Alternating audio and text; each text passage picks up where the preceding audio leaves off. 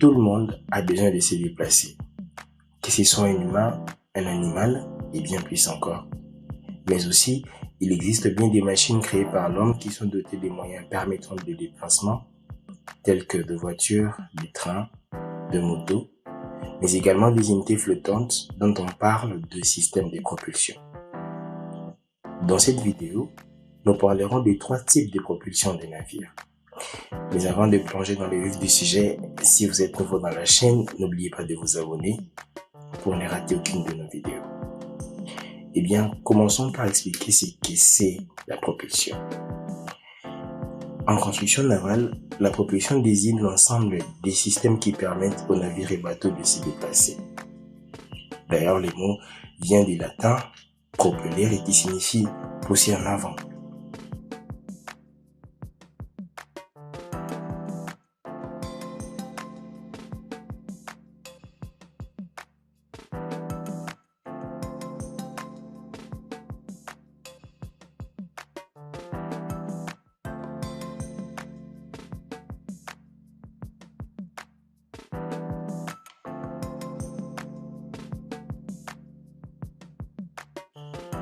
Parlons maintenant de ces 3 types de propulsion des unités flottantes.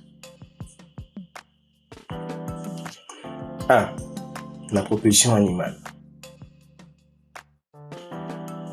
Il existe un certain nombre de constructions flottantes qui restent dépourvues des systèmes de propulsion autonomes. Donc, elles ne peuvent pas se déplacer d'elles-mêmes. Par exemple, les barges fluviales qui servent souvent à transporter les marchandises.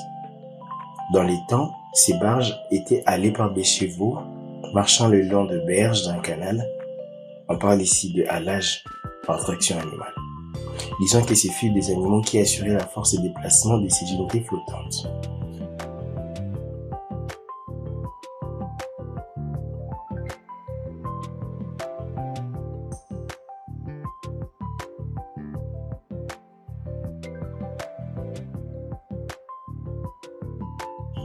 Deux. La propulsion humaine.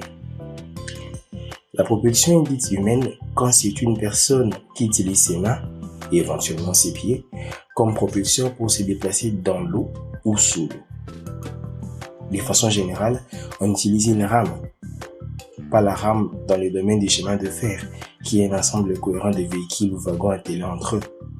Ici, la rame est celle qui est formée d'une manche et d'une pelle immergée. Prenons 2 exemples de l'application d'une rame.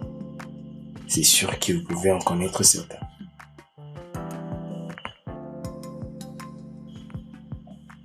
Exemple 1. La godille. Elle n'est qu'un aviron ou une rame à la fois propulsif et directionnelle placée à l'arrière d'une embarcation. Disons qu'une godille peut faire avancer et aussi diriger à la volonté de l'utilisateur une unité fluviale. Cette technique est utilisée en France comme dans certains pays d'Europe. Un aviron prend appui dans une embrongure, une rainure ou une entaille longue débouchante, comme on le voit dans l'illustration suivante.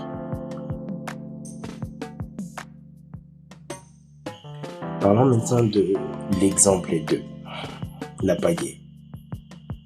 Ici, la rame est utilisée à côté du bateau, sans point d'appui, ce qui implique l'usage de 2 mains. Elle est utilisée sur le pirogue, où l'on ne pagaie qu'un seul côté, sur les kayaks, un sport inspiré du kayaking, où le rameur pagaie alternativement de 2 côtés. Avec l'action du pagayeur, la pelle pousse l'eau directement vers l'arrière de l'unité flottante. Celle-ci, vous la connaissez peut-être, non? Si oui, lâchez un petit like à cette vidéo. Passons maintenant au dernier type de propulsion. 3. La propulsion à voile. Avez-vous déjà vu ces bateaux portant de voiles dessus? Comment font-ils pour se déplacer avec ces longs rideaux? Déjà, il est bon de savoir qu'on utilise ici la force du vent pour propulser un voilier. Pour bien les comprendre, prenez un exemple. Imaginons 2 droites perpendiculaires où on a la droite D1 et D2. Supposons maintenant que D2 est le vent et D1 la voile du bateau. N'est-ce pas? De cette façon, le vent D2 poussera la voile de 1 dans son sens.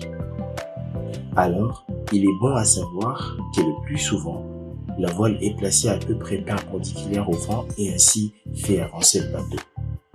Il existe bien plus de 3 types de propulsion. En connaissez-vous d'autres? Si oui, dites-nous dans les commentaires. Likez, partagez, invitez vos amis à s'abonner. À tout de suite pour une nouvelle vidéo. Bye bye.